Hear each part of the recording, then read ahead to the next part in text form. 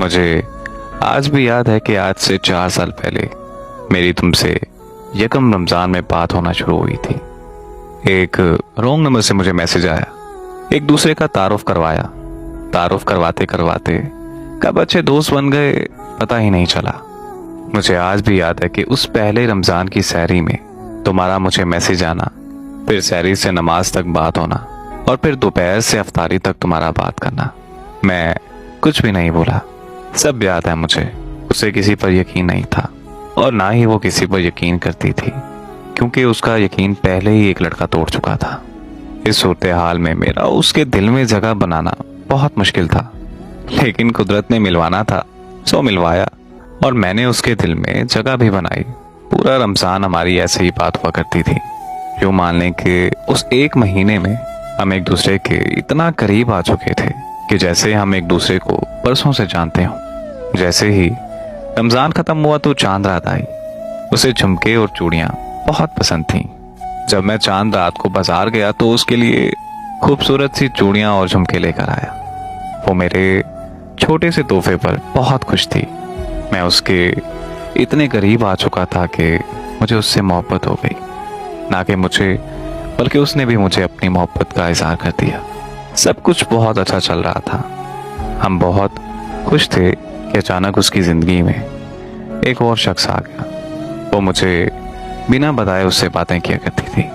वो कहते हैं ना कि जब मोहब्बत में कोई तीसरा शख्स आ जाए तो फिर मोहब्बत नहीं रहती। मुझसे ये बर्दाश्त नहीं हुआ तो मैंने अपने कदम पीछे हटा लिए और उसे ये कहकर खैराबाद कह दिया कि मैं एक तरफा मोहब्बत ही निभा लूँगा।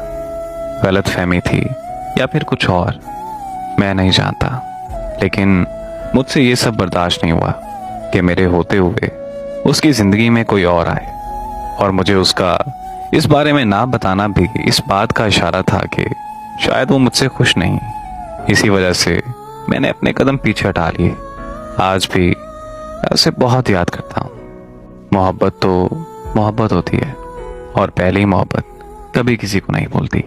आज उससे बिछड़े 4 साल गुजर गए। मेरी साल के किसी महीने में भी वो याद ताज़ा नहीं होती जो उसकी याद माह रमज़ान में ताज़ा होती है। माह रमज़ान गुजरता है तो चांद रात आती है। जब बाजार का चक्कर लगता है तो मेरी चूड़ियों की दुकान पर नजर पड़ती है। वो चूड़ियाँ जो कभी मैं उसे दिया करता था, एकदम वक्त रुक सा जाता है। उसकी याद मेरी पूरी रूह को तड़पा देती है। फिर जब चांद रात के बाद ईद आती है फिर तो और भी ज़्यादा तकलीफ होती है।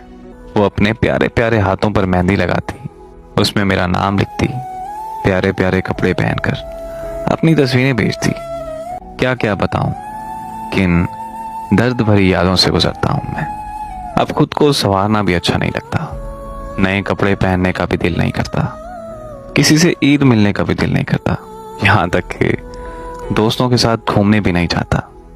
जब वो मेरी ज़िंदगी में थी तब मैं ईद मनाया करता था, और अब जब से उसका वजूद मेरी ज़िंदगी से ख़त्म हुआ है, ऐसा लगता है कि मेरी ज़िंदगी भी ख़त्म हो गई है। मैं उसे बुरा नहीं कहता।